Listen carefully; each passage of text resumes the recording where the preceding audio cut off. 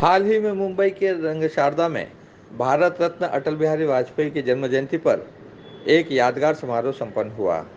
अटल जी के चाहने वालों को एक अविस्मरणीय सौगात मिली जब अटल जी की कर्मभूमि लखनऊ से रिश्ता रखने वाले भाजपा के राष्ट्रीय प्रवक्ता डॉक्टर सुधांशु त्रिवेदी को अटल सम्मान प्राप्त हुआ और पूर्व मुख्यमंत्री देवेंद्र फडणवीस, जम्मू कश्मीर के पूर्व उप मुख्यमंत्री डॉक्टर निर्मल सिंह, केंद्रीय वित्त राज्य मंत्री डॉक्टर भागवत कराड़ और पूर्व मंत्री आशीष शेलार की मौजूदगी में अपनी आवाज़ से लोगों को मंत्रमुग्ध करने वाले हरीश भिवानी, गीतकार मनोज मुंतशिर व अभिनेता मनोज जोशी ने अटल जी की कविताओं की शानदार प्रस्तुति की। पूर्व राज्य मंत्री व मुंबई भाजपा के उपाध्यक्ष अमरजीत मिश्र की संस्था दीप कमल फाउंडेशन द्वारा आयोजित इस समारोह में फडणवीस ने राज्यसभा सदस्य डॉक्टर सुधांशु त्रिवेदी को पुनेरी पगड़ी पहनाकर स्मृति चिन्ह देकर अटल सम्मान प्रदान किया। इस दौरान और भी कई मान्यवर मौजूद थे।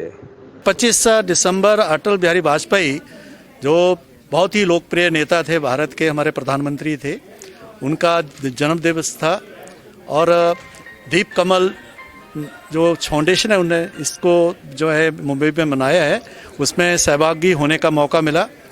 अटल जी को हमने याद किया है। अटल जी ने जिस तरीके से इस भारत का नेतृत्व किया, भारत क्या है, भारत की पहचान भारतीयों से भी करवाई और पूरी दुनिया से करवाई, और जिस प्रकार से उन्होंने कश्मीर के बारे में और पाकिस्तान को डील किया। 1999 में पाकिस्तान के साथ जो कारगिल युद्ध हुआ, पाकिस्तान को पछाड़ा और कश्मीर के लिए उन्होंने कहा कि कश्मीर के लिए इंसानियत, कश्मीरियत और जमहूरियत के दायरे में हम आगे बढ़ना चाहते हैं। कारगिल के बावजूद उन्होंने पाकिस्तान की तरफ दोस्ती का हाथ बढ़ाया था, लेकिन उसके पाकिस्तान को ये रास नहीं आया।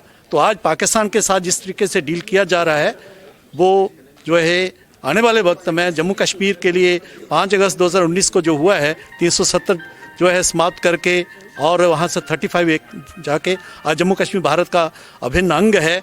ये बहुत बड़ा श्रेय जो है अटल जी को जाता है। मैं उनको अपनी श्रद्धांजलि भेंट करता हूँ। 25 दिसंबर की ये शाम जो हमने अटल जी की स्मृति में यहाँ रंगशारदा में बिताई, एक से एक गणमान्य, एक से एक मूर्धन्य व्यक्ति आए और जिस तरह से हम सब ने मिलकर अटल जी को याद किया, थोड़ी देर के लिए लगा जैसे अटल जी जीवित हैं, यही हैं, हमारे बीच में हैं।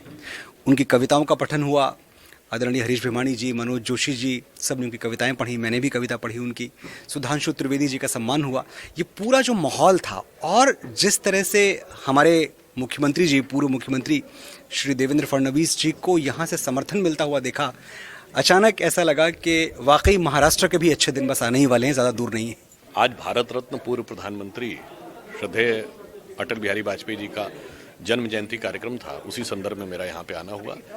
भारत को जिन नई ऊंचाइयों तक उन्होंने पहुंचाया, भारत के गौरव और शक्ति का उद्घोष 1998 में जिन्होंने किया, उन सब की स्मृति में, उनके समस्त कार्यों की स्मृति में हम सब यहाँ एकत्र हुए थे।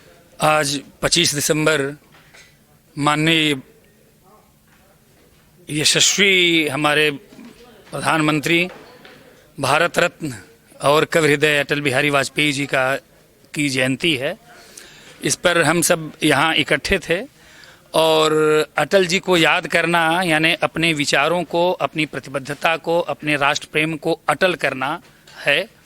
हम चाहते हैं कि इसी तरह से, जिस तरह से माननीय अटल बिहारी वाजपेयी जी ने देश को सुदृढ़ बनाया, अटल बनाया अपने नाम के अनुरूप, वैसे ही पूरा देश एक सूत्र में, वैसे ही अटल अपनी संस्कृति का परचम लहराता रहे। अटल जी की जयंती पूरा महाराष्ट्र, पूरा देश मना रहा है। विशेष रूप से हम महाराष्ट्र के संदर्भ में कहना चाहेंगे, अटल जी की कार्यभूमि, कर्मभूमि महाराष्ट्र रही हुई है। यहाँ के एक घटना का उल्लेख करना चाहूँगा। अटल जी यहाँ आते थे मुंबई में और अपने व्यस्त क्षणों में जब रात को 12 बजे और उन्हें भूख लगी तो उन्होंने कहा कहीं कुछ खाने को मिल सकता है, कहीं वड़ा पाव मिल सकता है। तो यहाँ का आम आदमी का भोजन वड़ा पाव है।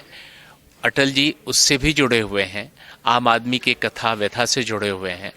और अटल जी अपने कविताओं के माध्यम से, अपनी रचनाओं के माध्यम से, उनका देश के प्रति जो चिंतन था, देश का प्रति जो सपना था, उसके माध्यम से हम सब से जुड़े हुए हैं।